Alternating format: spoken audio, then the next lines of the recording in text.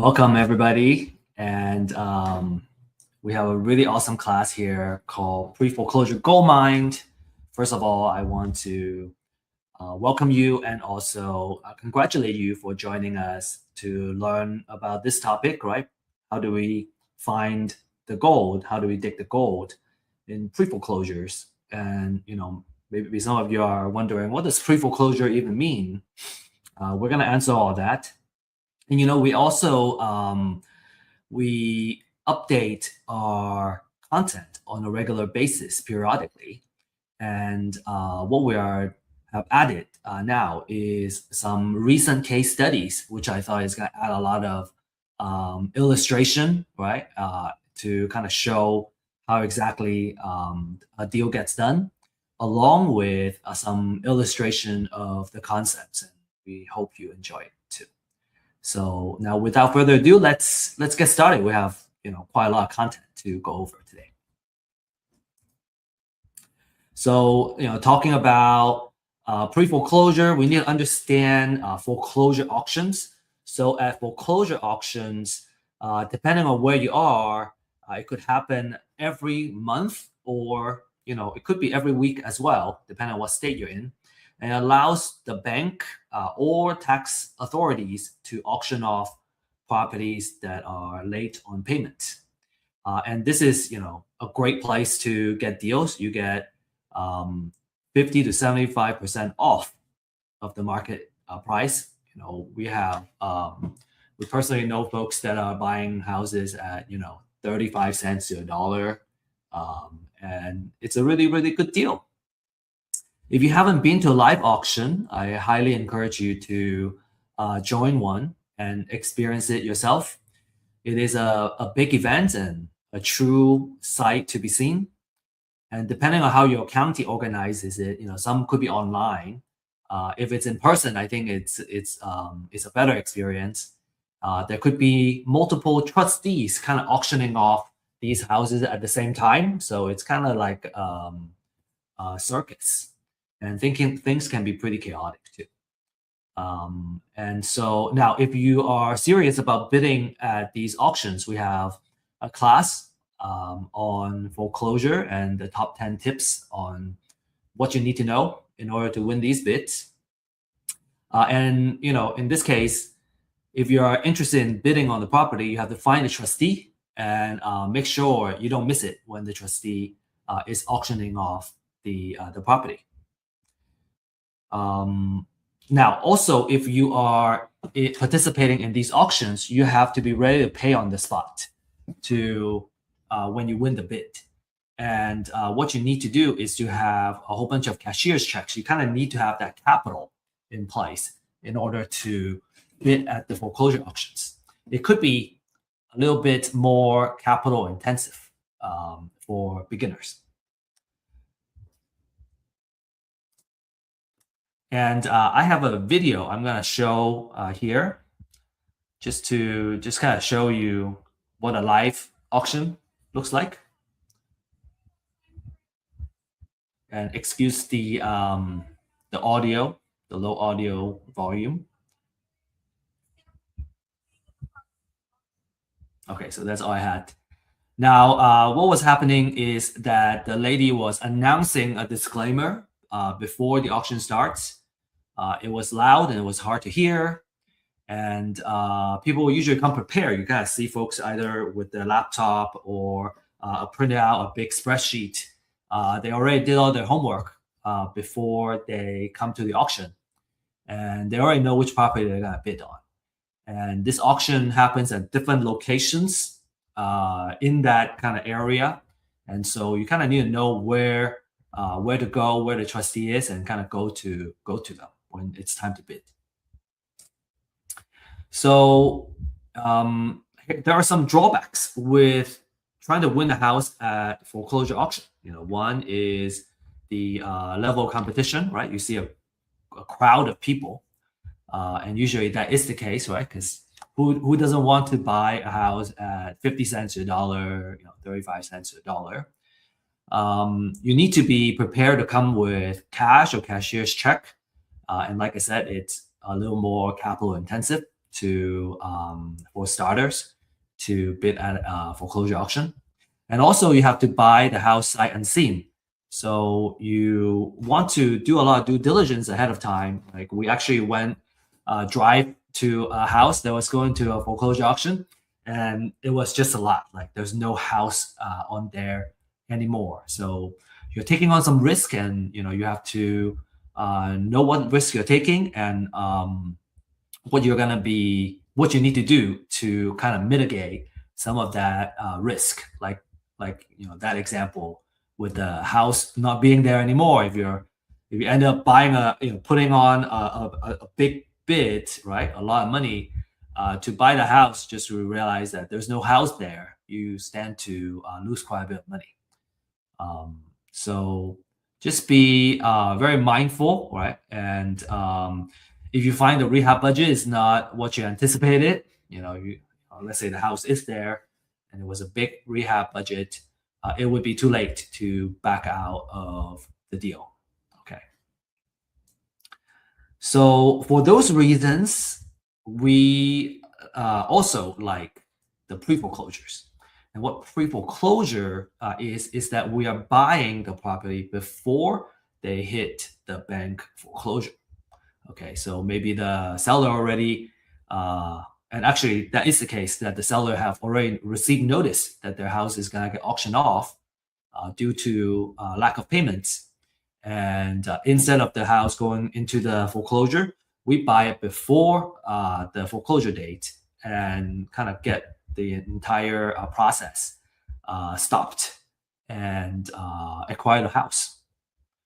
So why do we want pre-foreclosure? Well, there are less competition, right?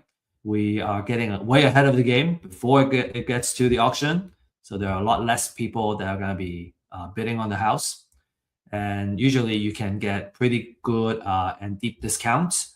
Now I say that with a caveat. There are some houses where, even if there's a lot of equity, there is enough discount that we can offer to acquire that. Maybe there are some houses that don't have a lot of equity, and so we'll need a different kind of deal structure to purchase it. But that's also a very lucrative deal structure too. It's called subject to. We will talk about how to do that in a more focused class, right? How to structure a deal like that. It's a little more complex, and actually we have a class that we already created on how to structure these type of offers. But anyway, kind of just keep things a little more straightforward, right? You can buy properties at a discount. The seller usually, they have this deadline with the foreclosure date coming up, and they are looking for alternatives. If they have to go into foreclosure, the credit gets dinged for 7 years. Not to mention that they're going to lose the house, and so they're looking for that kind of what's a better alternative to losing the house in foreclosure. And so you have a lot of negotiation power as the seller, and you get to, as the buyer, and you get to directly negotiate with the seller. All right, and usually our first appointment, right, it would be to meet the seller. Obviously you can buy a sight unseen and all that. We have done that. I do find it, and in my case study too, I do find it better to build a relationship if we meet the seller in person, right? Really build a relationship. We can also walk the house, come up with a rehab budget, and make sure that our offer accounts for what it takes to rehab the property. Okay, a lot of advantages, right? The bottom line is a lot of advantages for the pre-foreclosures. Now, in just the last 30 days, tons of distressed houses out there, right? The question is not about, okay, I can't find houses that are distressed and discounted, but actually it's about how we can get access to this type of information. You can find lots of houses distress, right, going into pre-foreclosure. And real estate as an asset is not very liquid. And so to find a good deal and buy it under market value, what we have to do is to find folks, sellers that are motivated to sell and cash out very quickly. So these motivated sellers are, because they have so many other problems in their lives, they're not as price sensitive as a retail seller. And that means you have a lot of negotiation power and you can buy the property at a really good price. And in terms of the distress, right? If we just focus on the pre-foreclosures, almost 9,000 of those distress houses are pre-foreclosures. And pre-foreclosures is one of those cases where the seller, right, really needs to sell. They have that deadline on the foreclosure auction date, and it could be in the coming month or the next week. So they're very motivated to sell and kind of minimize the loss. A lot of our investors have made a fortune by really focusing on these pre-foreclosure leads. And this is because there are plenty of these, right? And there are plenty of these every single month that come up. And so with these opportunities, you can also, get your hand on the gold mine, right? The question is, how do we do it? How do we, find these houses and how do we handle them? And we're going to go over that. Okay, so a couple of success stories that we will share here from some of our clients, right? This one is a $46,000 profit. We got another one, 85,000, and another one almost 89,000. Okay, and again, these are success stories. Not all the deals are gonna have such a big profit amount, but I guess some of we know that if we can acquire these houses, we can make some good amount of profits. Okay. And naturally, I hope you are excited about the rest of this class, which is about how to find the deals and how to win the deals, right? How do we make money? So at the end of this webinar, our promise is that you will understand the strategy of how to win these pre-foreclosure deals. These are kind of try and true methods, and like I said, we have case studies as well to kind of further some of the actual scenario of these deals. And this course is for new investors, right? If you're looking for a way to get started, pre-foreclosure is a really good way to get started. It can get you a lot of quick results. And experienced investors, if you have been buying from somebody else, buying from a wholesaler in your deals, and this gives you the opportunity to acquire the property yourself and directly negotiate with the seller and increase your margin a little bit. From an exit strategy standpoint, wholesale, fix and flip, or buy and hold at a big discount. These will all fit. And as a quick reminder, right, if you got distractions right now, maybe take a moment, turn those off, lock the space that you're in, right? So you can take good notes in the next hour or so. And feel free to use the chat to introduce yourself and connect with the folks that are in the same class. I have found that turning off notifications, right, and kind of removing distraction, taking good notes is really crucial to kind of being present and make the best out of our time. Like we already made the time here. And so if we want to maximize, what we're going to get out of this hour, let's do our best to pay as much attention as possible. Okay, let's make an effort. And as a disclaimer, right, all the information here presented is for educational purposes only, right? Always do your due diligence when it comes to investments. And we don't offer investment, financial, or legal advice. Okay, only kind of knowledge sharing, experience sharing.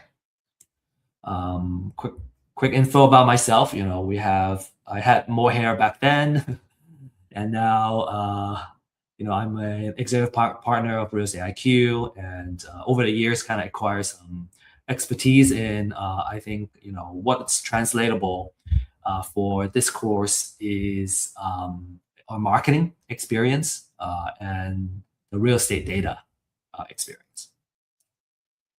And my background is in science and engineering, and I was always interested in real estate and the kind of passive income power of real estate. And I actually didn't know back at the time that just kind of by owning a cash flowing, right, money producing real estate asset, over time, a lot of wealth can build on that. And I share some of kind of the wealth building information in our other class on how to make money and build wealth in real estate. The struggle I had, and I still see it today, is that it was difficult to find the right knowledge, right? How do we do real estate deals? It's a very niche type of knowledge. It was hard to get good information and good technology to help us do it. And then it was also hard to connect with mentors and fellow entrepreneurs, because I think when it comes to doing deals, every case is different. And so I always find myself having tons and tons of questions when we're just getting started. And so that was also a struggle. So that's why we established Real Estate IQ to solve these pain points, right? We offer webinars and classes. We also offer office hours to just kind of give everybody access on the information and also the support we need to do the deals. We have shared the deal finding data. We call it distress seller data. And that's very, very important when it comes to marketing. Or how do we get started? Like we need to start with the deals first. And so these are kind of exclusive type of distress seller leads that we can access and reach out to the owners and kind of generate our leads. And then we also offer a community of experts. Over the years, we have connected with a lot of coaches and mentors that can walk us through how to do deals along the way. So with all that said, let's really dive into the pre-foreclosure and how to do it. Now, the first thing we want to learn and understand is the foreclosure process, right? How does it work? This is going to give us the context that we need to understand when's the right time to do the outreach and all that stuff. So if we understand the foreclosure process, a lot of times we can also add a lot of value to these distressed homeowners, because they are very stressed, right? About, oh man, my house is gonna go into foreclosure. What am I gonna do? Well, this is the process. The typical process is that the borrower, right? Borrower is typically the same person as the homeowner, and they have more than 120 days of delinquent payments. And when that happens, so about 4 months, right? So when that happens, the lender will all order the trustee to send a letter of demand. And when that letter of demand is sent, the borrower has at least 30 days to pay back the delinquent payments. Or a notice of default and an intention to accelerate will get filed. After that 30 days, or after that curing period expires, the lender will file a notice of sale with the county, and this will happen at least 21 days before the next auction. So, as an example, if the notice of sale is filed today, it won't go into next month's foreclosure auction because it's less than 21 days, but it would be happening in the month after. So at least 21 days before the next auction. And then the property gets auctioned at the courthouse steps, between 10 a.m. to 4 p.m. It could also be online, like I said earlier. And so it will either sold to the highest bidder, or it would go back to the lender or the bank and become an REO. REO stands for real estate owned or bank owned property. Now, that's kind of the main process. A couple of key notes that we should also understand is that, let's say the auction has happened and the house has gone back to the bank or to the highest bidder. If the lender didn't recoup all the money that was on that mortgage, then the lender can still go after the borrower.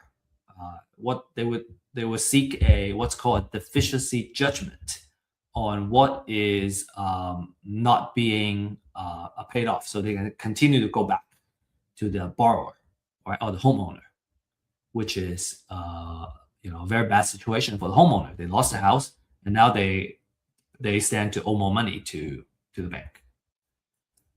The foreclosure auction would wipe out all the second liens, right, all the junior liens, but it doesn't eliminate debt. So all those junior lien holders can go after the borrower as well.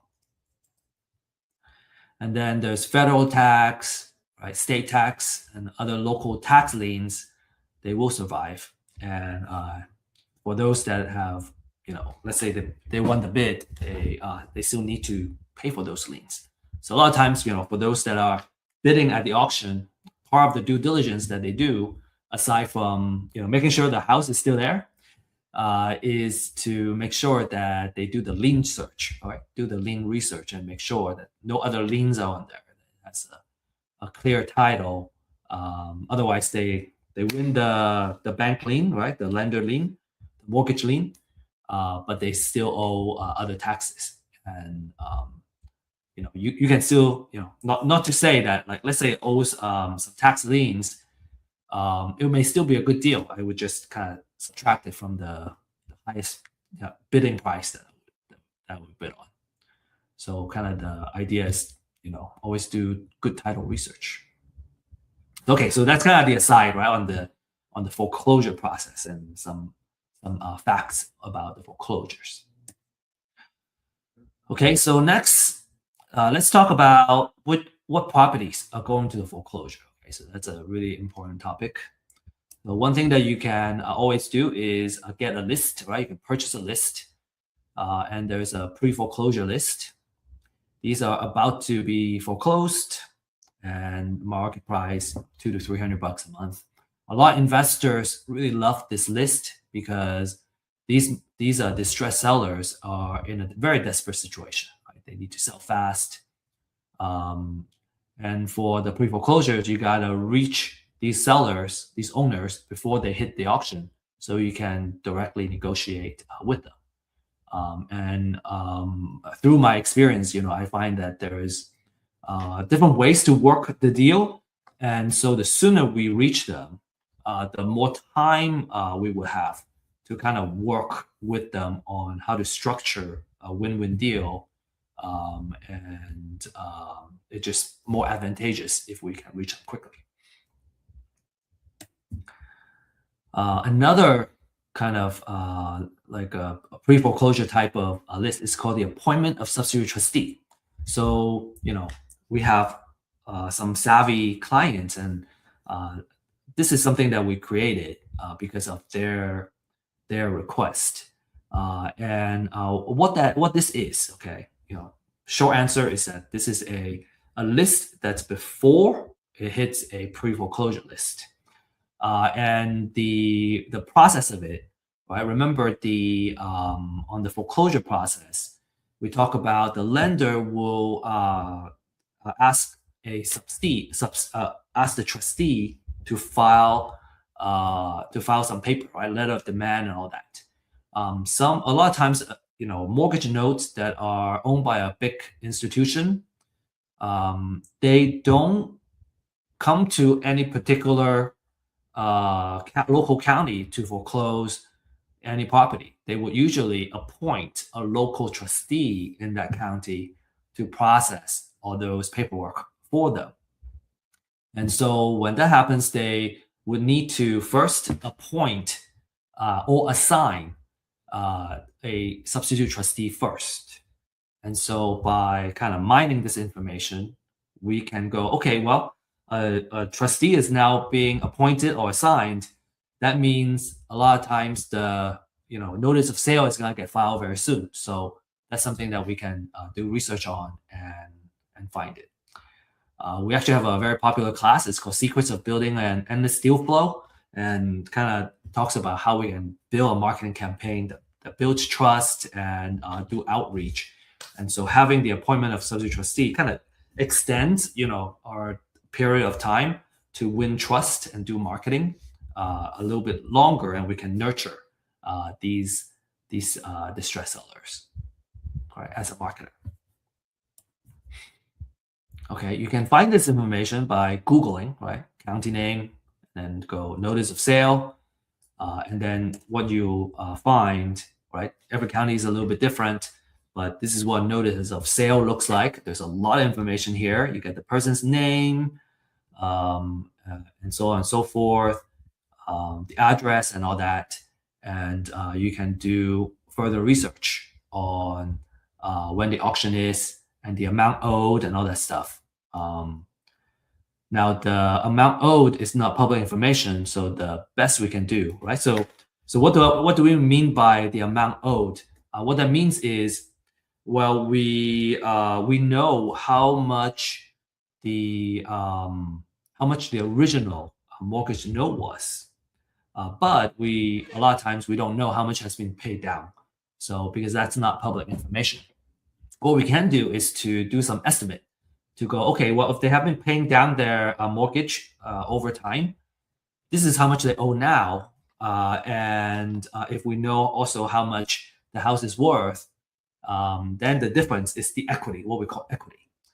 And equity is important because if we want to kind of buy properties, at a steep discount, I usually want to focus on the houses that have already have a lot of equity.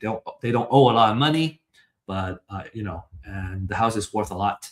So in a more kind of distressed situation like this, the owner is willing to sell at a big discount just to kind of get out of this foreclosure situation.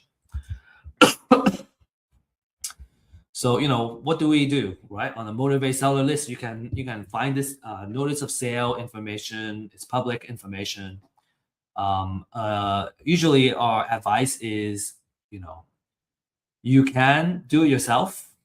I certainly have learned how to do it myself, but it's more important that not to save money, but to learn the process, right? Because it's actually fairly affordable to buy the list. For most people, I would recommend just kind of outsource that. Like, why would we spend many hours every day to kind of capture and mine this data, while our time is best spent in doing the outreach and talking to the seller, right? Data mining doesn't pay us anything. It's the contract, right? Putting the house under contract, and then either selling a contract or acquiring that real estate piece of asset is the reason that we would make money. So, if you're curious, you can learn how it's done, but I truly don't recommend that you consistently do this work. It's a very kind of low value work for an entrepreneur. It takes 15 to 20 minutes to research per record, and then kind of just look at the sheer number of foreclosure filings for each kind of county or metropolitan area. You can see that it just very quickly becomes very overwhelming. And honestly, when I'm mining data myself, I don't want to talk to anybody because I'm just kind of focused on the information, being technical, and I'm not as social. And I think as real estate entrepreneurs, real estate investors, we want to focus more of our time in building trust with the seller and working with them. That's a much better use. So it's also important that we pay attention to the quality of these lists, right? We want to know how frequently it gets updated, right? And we call it the freshness of data, especially for pre-foreclosure because it's so time sensitive. I want it as fresh as possible, right? That's going to give me my first mover advantage. A stale list, which means it's not updated very frequently, is no use to us for the pre-foreclosures at least. You want to understand the extent of the research and the accuracy and all that.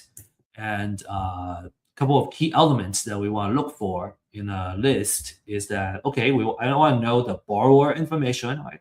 That's mortgager. Mortgager is the borrower information. The mortgagee is the lender, trustee, right? I want to know the address and all that of the property. And then, the stuff on the right is also very important. I want to know the financial information, like the equity and equity percentage. Like I said, this is mainly an estimate, because the unpaid balance is not public knowledge. It's only an estimate. But we would research a lot of this information, and it's kind of something that we can leverage right away, and we can use it as a filter, and then we can focus on just the ones with the type of equity or the type of loans that we want to work with. Okay, so then let's say you get get the list. We want to focus on a more manageable list, so we can filter it down.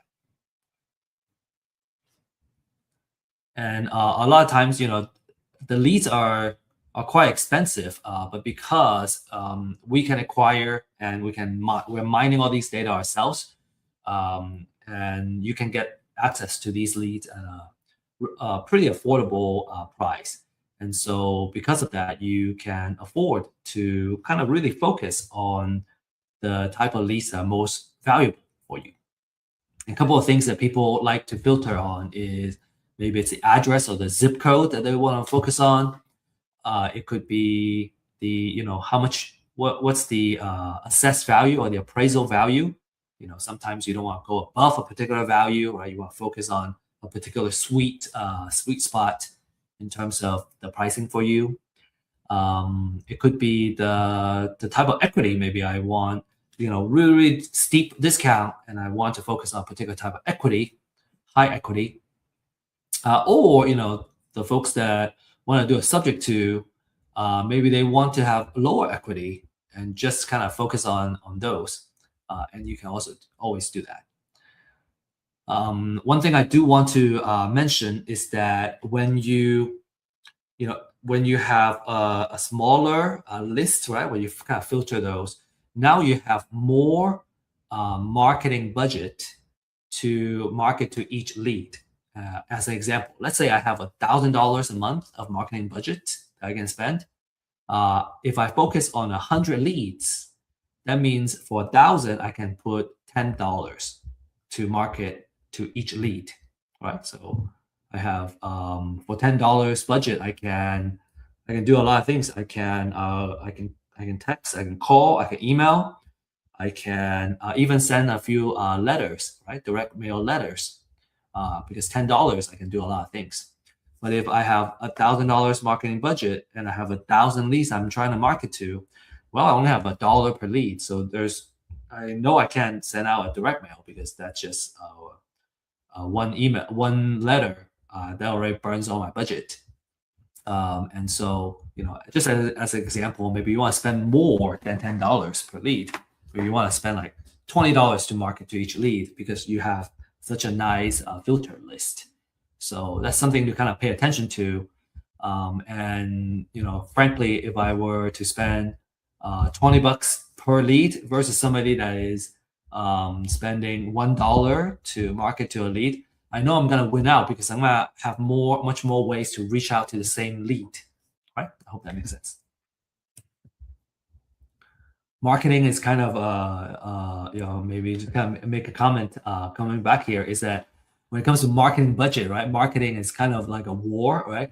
if I have more money to throw at something for a particular lead, I'm going to be more likely to win that lead than someone else that is spending a lot less than me. And so that's a comment I wanted to make.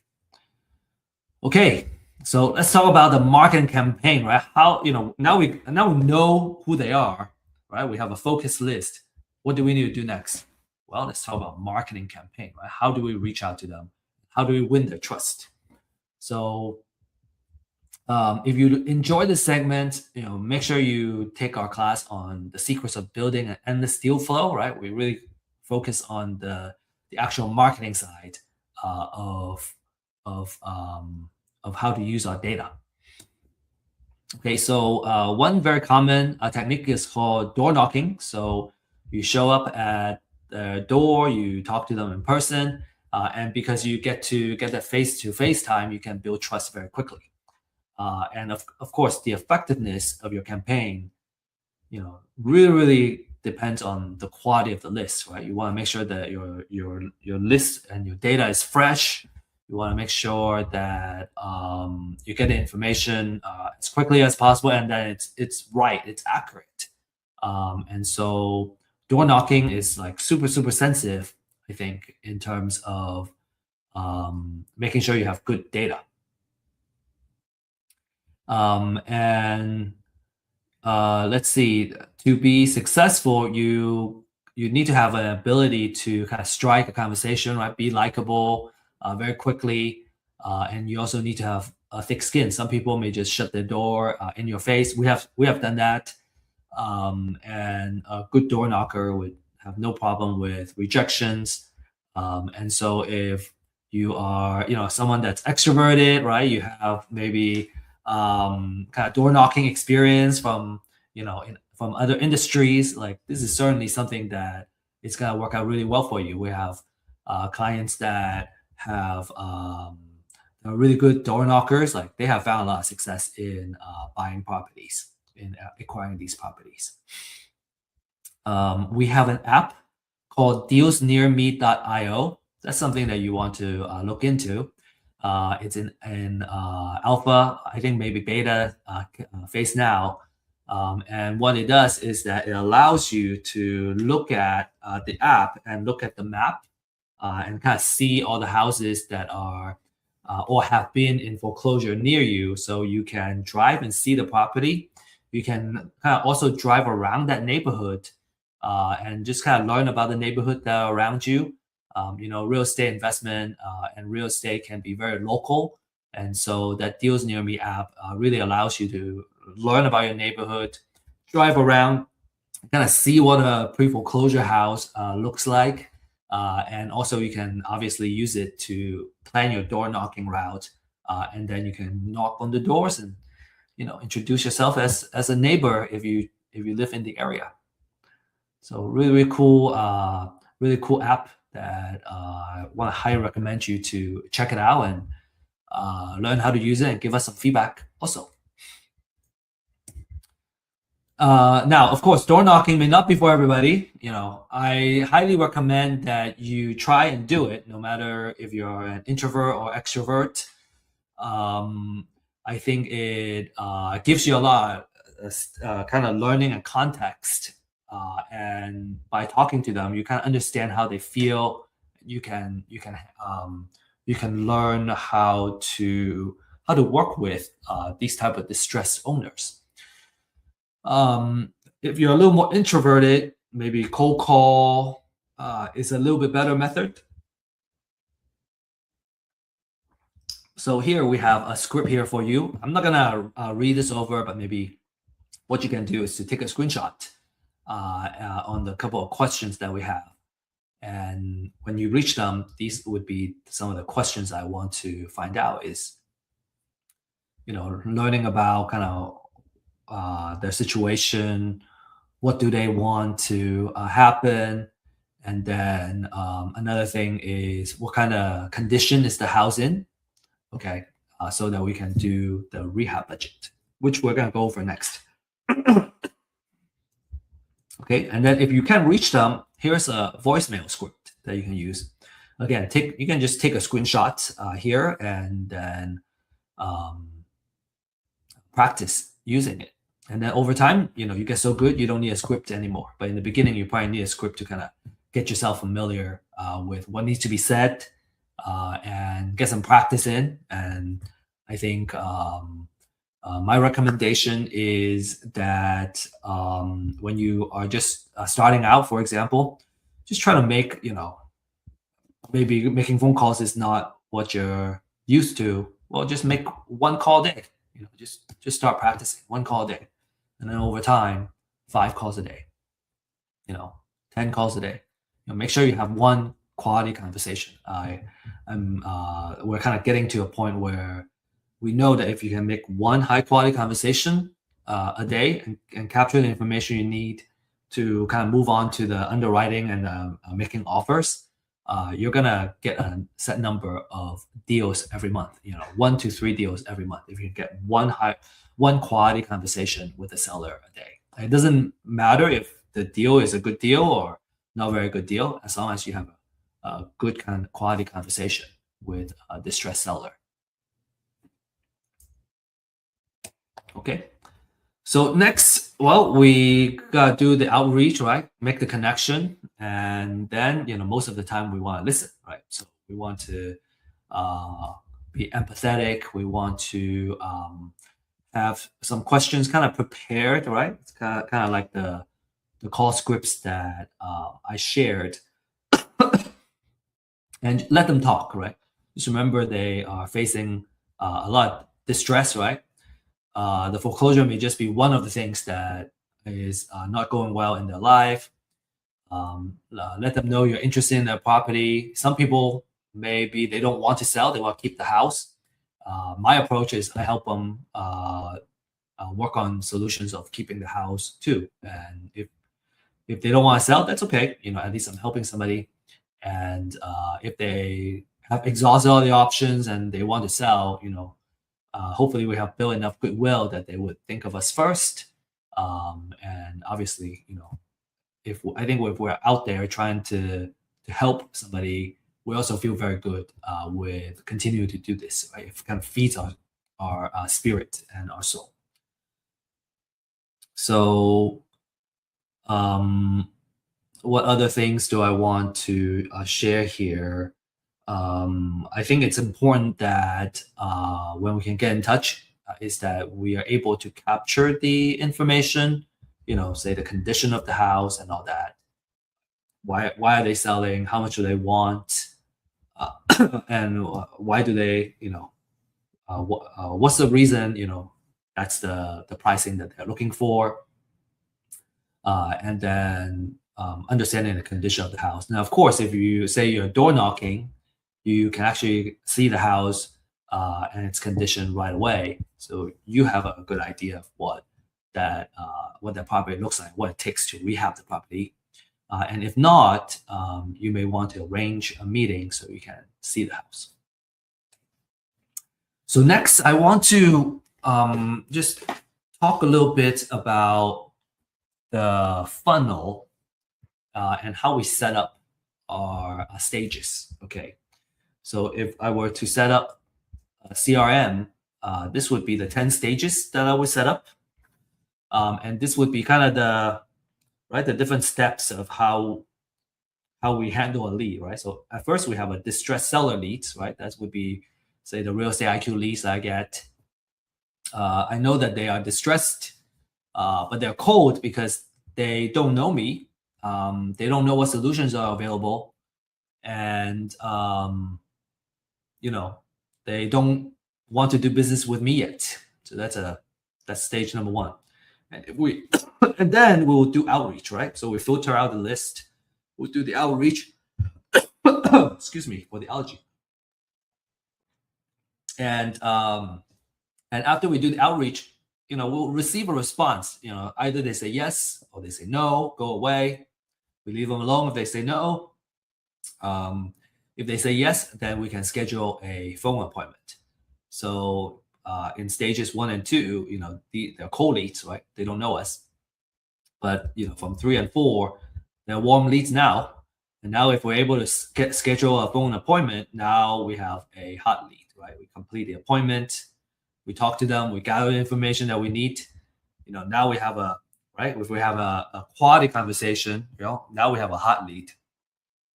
And a lot of the cases, we may want to get their mortgage information as well, right? And then that will allow us to do all the underwriting that we need to make an offer. So stages 6 to 9, we put it here. We already got a lot of information. So these are the fire leads. Like they're, if we put in the right offer, right? If they trust us, if we do all the right things, we're gonna win the deal. And then stage 10 is the deal close. They sign the contract. Okay, so I want to kind of share with you this item here to demonstrate, like, okay, so let's say I want 3 deals a month, right? Or 1 deal a month. But let's just do 3, right? You can always divide the number by 3 to get 1 deal a month. Let's say we want to get 3 deals a month. That means that we probably need to have 12 underwriting per month. We need 12 fire leads a month. And 12 per month is 3 a week. So I want 3 fire leads a week.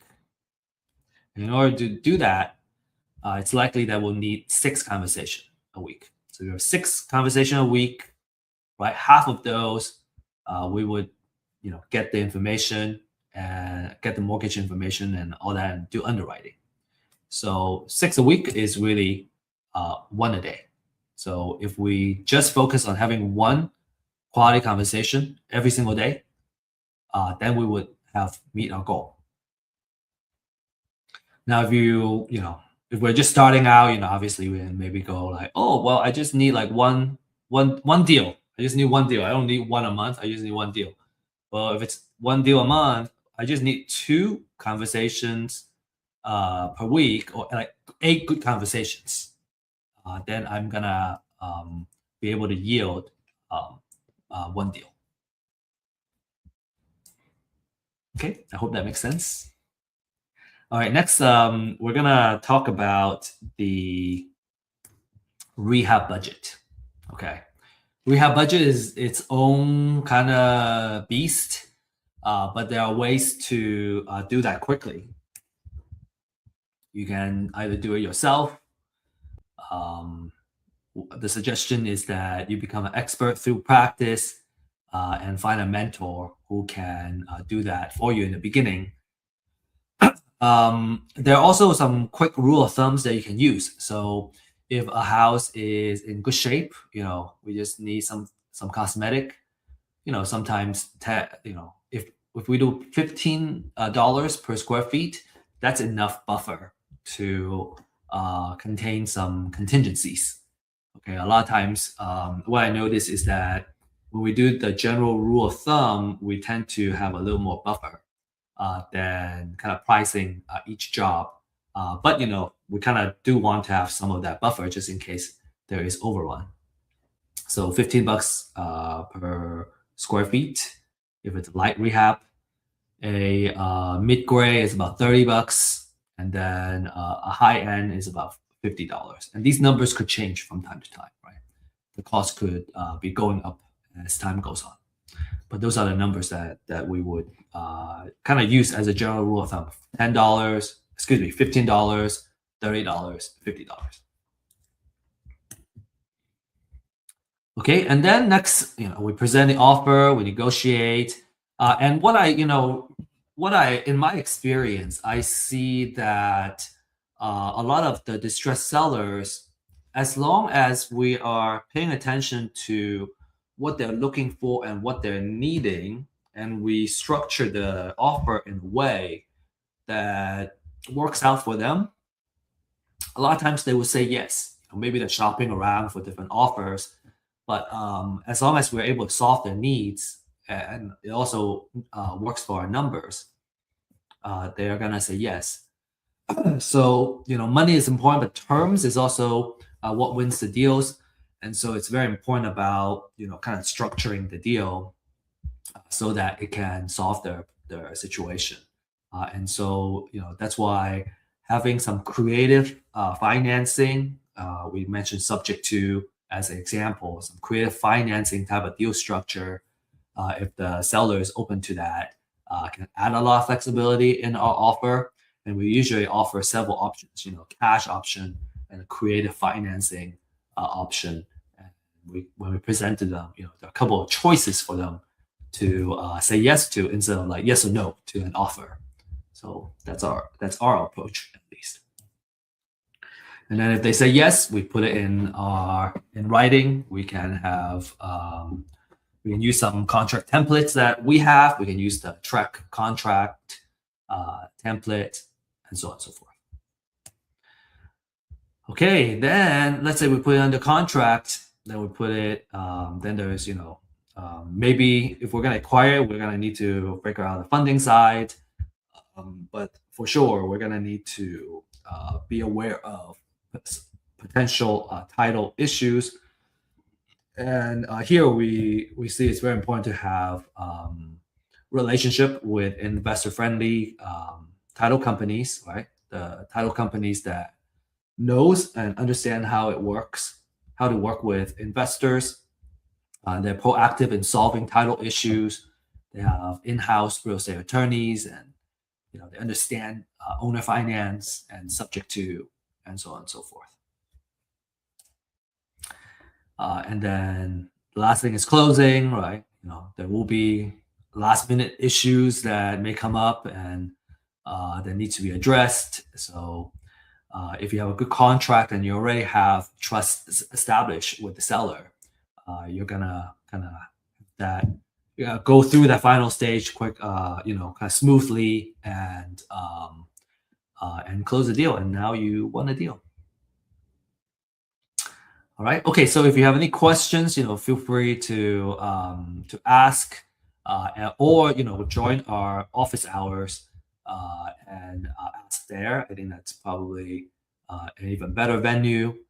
And towards the end of this talk, I'm going to be sharing with you some events that you should be joining. For now, I want to show you this case study. I find it very, very interesting. So this is the Mart deal. This is a deal in the city of Mart. What was interesting and kind of caught my attention was that it was sitting on 20 acres of land, and the land is in the opportunity zone, which is a designated area where if you invest money in the opportunity zone, there's a lot of favorable tax treatments that you can benefit from. So that's what got our attention at first. And the owner comes from pre-foreclosure. He owes about $3,500 in back mortgage, right? So he was behind. Talking to him a little further, he wanted to sell. He bought it. I think about 10 years prior. 10, 12 years prior, and he still owes money. Turns out the mortgage that he has was a very high interest rate. Was 9% or 10%, something like that.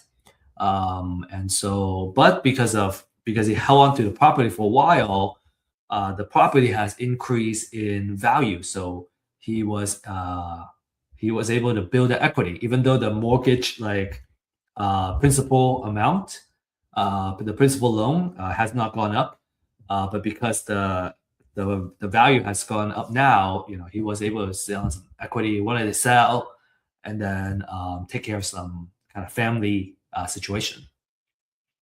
The house needed AC replacement, septic, it needs new paint, and so on and so forth. So we had a rehab budget that we created, and then on top of that, he wanted to have 45 days to move out, and he wanted like 240,000, and the mortgage they owe was 105,000.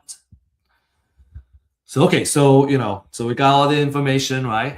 And what was interesting is that if we also saw some value of the land, the value of the land alone at $9,000 per acre with 20 acres, we're looking at about 180,000. So that kind of made the deal very interesting, because if you want 230 to 240 and the land itself is worth 180, maybe there's some margin there for us. So this is our kind of analysis. The ARV after repair value that we calculated was 365. We do the 70%, right, rule of thumb. 70% of that is 256. The rehab, we estimated $30 per square feet, which is about 41,000. Subtracting that, we came back with 215. So close to his 230, but not quite. He ended up accepting the offer. So we acquired it. What are some dramas? Some drama was prior to closing. Well, number one is the closing date had to get delayed because we had to get financing, and the lender needed more time to complete the appraisal, everything. So closing got delayed. And then for the 45 days of staying back, we structure a lease back in the contract. So we held back some money from the 215 offer, and then we would pay them back. We would charge them rent during those 45 days. A negligible amount of rent, but we set it up so that beyond the initial agreed number of days, the rent gets much higher. So it creates incentive for them to kind of move out, because we need them to move out to start the work. And then we also found that during closing that the seller had other liens against him that he had to agree to kind of negotiate and get paid out before the closing could happen. And all of that needed to happen before the house goes into the foreclosure. So it was quite stressful for the seller. But all said, everything got done. We closed as promised. He didn't lose the house, right? He was able to mitigate his loss and got got the equity that he wanted pulled out, right, after selling the house, and kind of use the money for what he wanted. He was so happy, he actually referred another deal to us, and we ended up acquiring that deal also. So let's see. We have some before photos. Okay, you see the tall grass, right? This is the gate that drives in. It's right next to a highway. And I don't think I have the layout of the 20 acres, but it kind of looks like a triangle shape. You drive in through here, this path, and then you get to the front of the house. He has this addition here that he built himself that we ended up tearing off. It was not built to code, and it was too expensive to get it up to code. It was not worth it. The ceiling was quite low, so we didn't think that was worth keeping. These are the photos of the kitchen. We ended up, taking that island out and kind of rebuild the kitchen and relay out the area. And you can see the inside is, pretty dark. And we ended up, repainting that and just kind of open up the floor plan. So you're gonna see more photos. Okay, these are the bathroom. So what we see is, okay, there's quite a lot of equity that we can, it does fit the rule of thumb, and so it was worth acquiring. And also the upside is that it has 20 acres of land in the opportunity zone, so we have more potential of doing something with it. So this is one of the bedrooms. There are 3 bedrooms for this house. Okay, and this is phase 0 Tamla, my partner, also my mentor here for flips and also for investments, says the most you see a lot of things happen in the beginning of project phase when you rip everything out, and then a lot of little things, and then you're gonna see the kind of complete makeover. So this is kind of the phase of a lot of things getting ripped out. I think she calls it a demo phase. So we rip out the floor. We end up ripping out this kitchen and moving the sink to the other side of the wall and kind of open up that space. And that turned out to make a huge difference in how the house is laid out. So this is also kind of part of the phase, getting a lot of the everything that we don't want, get ripped out. There were carpets, we ripped all those out. A couple more photos. This might be a repeat. Okay, and then on the outside, right? So this is phase one now. On the outside, we also try to improve it. And then you can see the inside where by this point, the island is taken off. And then all this got opened up. And the interior has been painted. So it's much brighter. It's looks like a fantastic, I guess, canvas to kind of build on top of. Okay, here, this was the kind of the self-built office, where this hole is. And what we're doing is that we change that wall into a window. It was just kind of open end, it just all opened up. We built a window, and then the next step was to kind of rip off that addition. Okay, this is the bathroom area. Bedrooms. Okay, and then the outside, you can kind of see, well, we painted the gate. We also have taken off the addition, okay, and added that window there. And then we're starting to kind of work on the exterior as well. So inside, we're building the cabinets for the kitchen. At first, we were gonna keep the cabinets, and it turns out the cabinets were very old and flimsy, and so it makes more sense based on the price point that we are selling it at to have a higher quality kitchen cabinet.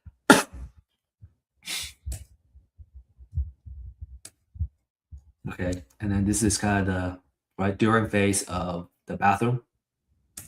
Okay, and it's kind of starting coming together. Okay, phase 3. We got the exterior painted now, right? The interior, the kitchen is got built. We put an island. Before it was kind of diagonal, which takes up quite a bit of the space. Here we're putting it kind of lines up, so it's more of a open field with the new layout of the island. Okay, and then here we got the countertop put up there. So the design of this space, and it kind of turned out really well. So now this is the kitchen almost built out. All right, and the exterior, it's already done. So, and then here we're putting the shelves on here. So it's looking really nice now, right? The kitchen, the bathroom, and it's very desirable now.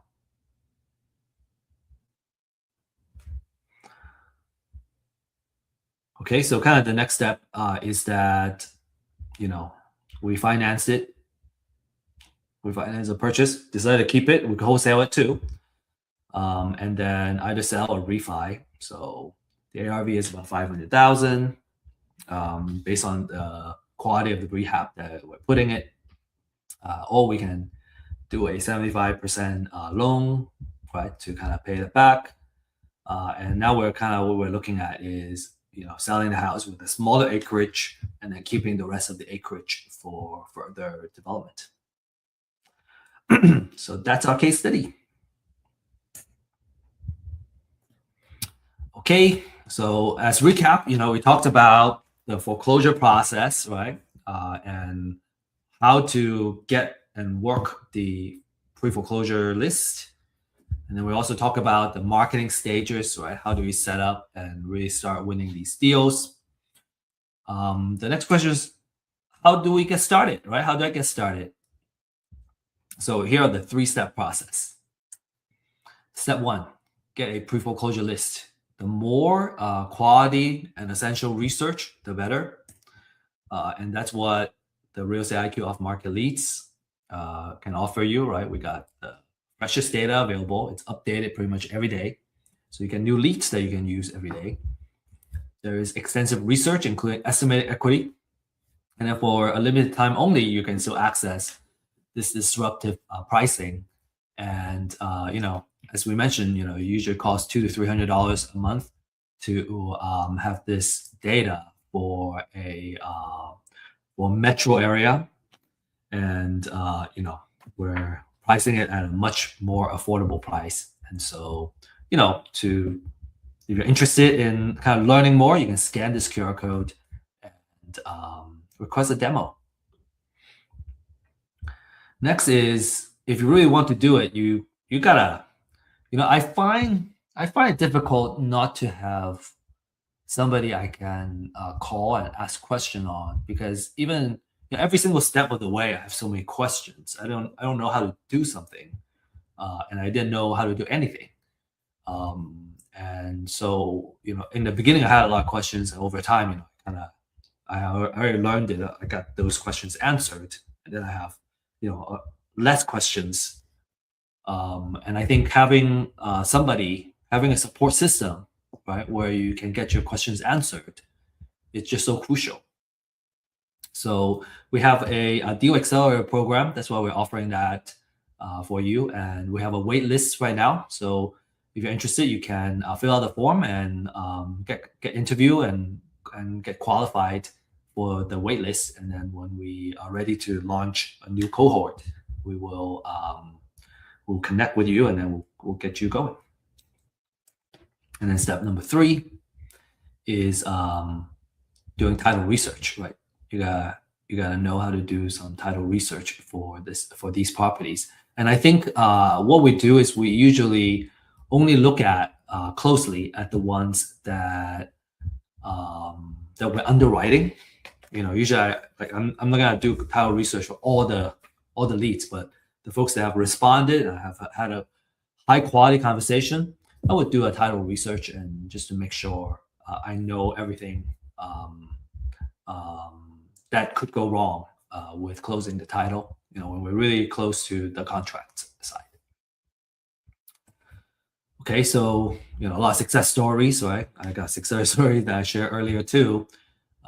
Jordan has made 2 deals, right? One deal, you can see the variation of profits. The first deal, 55,000. Second deal, 5,000. I would take 5,000. 5,000 is still a good profit. Salvador made $30,000. They got a pipeline of deals now. And then Ismail has created a system that he's consistently getting deals. He's got a lot of transactions and a lot of deals through Real Estate IQ's leads. So again, this is the QR code that you can scan and fill out this form to talk to one of our data consultants, and learn how you can get started on getting this data.